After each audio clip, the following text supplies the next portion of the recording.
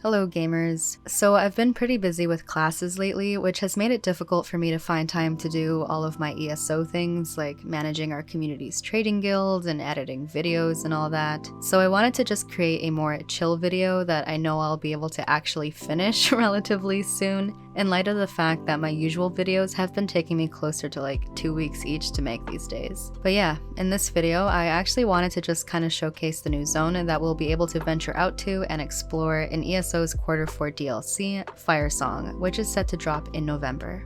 I regret to inform you that if you are looking for 8 consecutive hours of patch note ASMR, you won't be finding that on this channel. I'll provide some links to my favorite patch note connoisseurs in the description if you want a very comprehensive rundown of some of the major changes that you can expect next patch. I'll just be looking at the more zone-specific elements of this upcoming DLC, as well as any new noteworthy items that come with it. This is for you gamers that maybe don't have access to the PTS, but are still interested in taking a peek at what's in store for this new DLC. And all of you gold and trading enjoyers, because I know a lot of you watch my channel, there are a few things that I showcase here that are worth noting. Alright, let's get into it.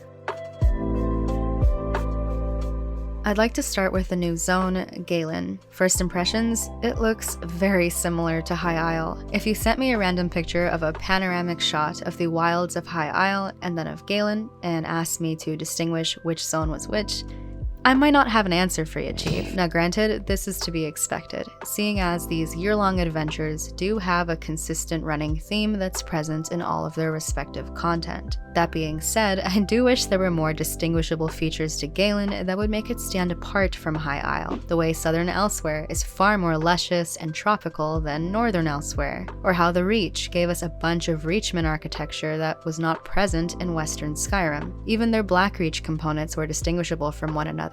And I mean, Fargrave and the Deadlands look like a bad acid trip, completely unlike Blackwood. But I'm being picky here. I understand that this is par for the course with this year-long adventure format, especially with these zones being located right next to each other geographically. And while Galen does look a little bit too much like High Isle 2.0 for my comfort, what with its looming castles, treacherous cliffs, vast dockyards, and abundance of druidic settlements, I do enjoy how they have really vamped up the druid villages in particular. Although I'm still peeved that we can't enter a lot of these homes, please us, I just want to steal furnishing plans from these innocent villagers, okay? I see no issue with this. The druid villages and structures in Galen are much more grand. The subtle details such as bowls of offerings at prayer sites, ancient jugs lining the steps of grand stone cities, and oddly shaped stone pottery dangling from the trees adds much more depth to the more druidic themed locations in Galen. I feel like the attention to detail is much more prominent with these smaller zone DLCs. I mean, have you seen how intricate Fargrave is? And Galen seems to be no exception. I also love how all of the NPCs are doing some pretty neat druidy things as well, which makes dwellings such as this one feel much more alive and lived in.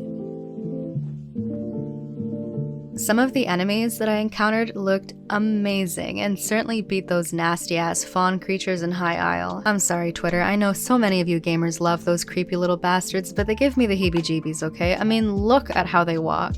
Observe that gamer posture. The Chimera is one cool looking beast, but looks can be deceiving because besides looking absolutely badass and having some powerful looking attack animations, it is still an Overland ad after all, and it hit about as hard as a light attack from a Zergling in Cyrodiil. The Chimera world boss that I fought packed some tougher punches, but because its main attacks were melee-based, it was relatively easy to outrange it and pelt it from across the arena like an absolute coward. If I had considered integrating a bit more healing into this build of mine, I'm sure I would have been able to stay stationary and be mindful of its major ground attacks though. What I'm trying to say is that this boss is relatively simple to solo. Take what you will from that. I didn't get around to the other boss, so its mechanics will have to remain a secret for now. This Reef Guardian creature also looked pretty wicked. Yep, that's all I have to say about that. I actually forgot to fight it. Whoops. In Galen, you can also occasionally stumble upon Giga Spriggans and their squads, and also the butterflies are on fire here. Help me. Poor things.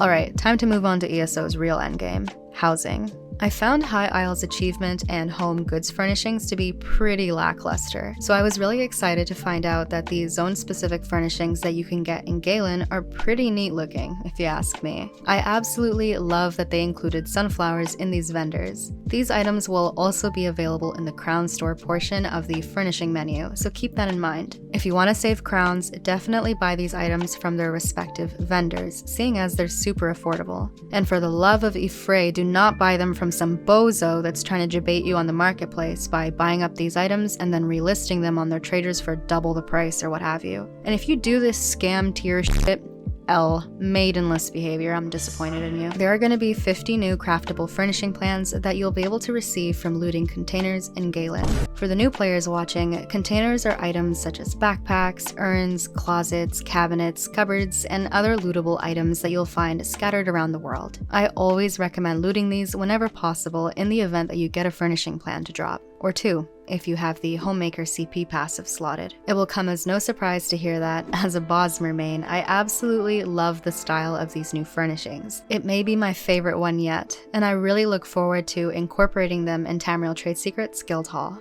In my upcoming quarterly gold guide, I'll be sure to include a spot or two that I consider to be ideal for farming these new plans for all of the Bearer's Rest enjoyers out there. If you know, you know. Because these plans will not yet be able to be obtained by way of furnishing folios that cost writ vouchers, and because these items look very lovely, you can expect these new plans to be worth a small fortune, especially when they first come out. Something to note is that because a lot of these furnishings are druid themed and likewise consist of stone, even the beds are made of stone that can't be comfortable, they will require rune stones in order to be crafted. Specifically, green furnishing plans call for Jajota, I probably pronounced that wrong, I don't care. Blue furnishing plans call for Donata, and purple furnishing plans call for Rakuta. And not just one per crafting attempt, but a couple. It may not be a bad idea to stock up on these runestones or just make sure you have enough of them in your craft bag, in the event that their prices increase after these furnishing plans go live and players find themselves in need of them for crafting purposes. You know, supply and demand and all that shit. I think it's kinda neat whenever furnishing plans call for more obscure materials. Like in another druidic furnishing plan, a singular jasmine is needed. It's immersive, okay? A lot of these plans also call for Stendar stamps, which will keep completing High Isle dailies and deconning Stendar's embrace gear for style materials very relevant. You can also get stamps from volcanic vents, but holy, the drop rates are ass, so I wouldn't recommend farming them that way. Any Tales of Tribute or Antiquities enjoyers in the chat? Yeah, didn't think so. No, just kidding. In all seriousness, there are a handful of new furnishing plans that will be able to be earned through the Antiquity system and through Tales of Tribute reward coffers that will be introduced in this new patch. I've been loving this theme of receiving unique looking crafting stations via scrying and digging and shitting for antiquities, and this neat looking woodworking station is no exception. 5 new Firesong furnishings will also have a very rare chance of dropping from the volcanic vents in Galen. I'm glad to hear that they're giving players more of a reason to farm vents because, as of recording this, they really pale in comparison to other world events in light of the lack of significant or valuable rewards that come from them. Not that these furnishings are particularly nice looking, but hey, it's a start. And quickly, before I wrap things up, I wanted to showcase a new motif that will also be able to drop from completing volcanic vents in Galen. Again, really glad that they're adding rewards to this world event. Apologies for the dye selection that I'm using here. I know it's not ideal for viewing all of the details of these motifs, but I still wanted to include them real quick in the video. For a much more thorough and comprehensive showcase of this new style and all other future ESO styles, I would highly recommend checking out T-Online's fashion videos on YouTube and following Eden Prime on Twitter. I really like how the different weights of the Firesong motif here loosely resemble the 3 different heads of the Chimera, with the light armor looking relatively feathery, the medium armor looking dragon-like, and the heavy armor resembling a lion's features. Definitely one of the more unique motif styles that I've seen in the game. It's not entirely my style, but I could see how maybe DK mains would really like a handful of these motifs. Alright, that's a wrap for now. What do you guys think about this new zone and the new items that you can expect to get from this upcoming DLC? Granted, I'm sure many of you are more interested in the gear and the mythics that will debut with Firesong, but I'll let the gear Andes direct those discussions on their channels. New zones are always exciting to me because they also provide more unique backdrops to film my videos in, so you may be able to understand why I'm a bit bummed that Galen looks a bit like a clone of High Isle and not all that distinct from it. But I'm eager to host and attend World Boss and Volcanic Vent events for my guild in this new zone, especially since there are new items that can drop from the latter. I also can't wait to make some bank selling the new furnishing plans and eventually getting my hands on some of those furnishings myself for my guild haul. I'm curious to hear what you gamers think. Thank you all for watching, and thank you to my YouTube members for the additional support. I'll see you in the next video. Cheers!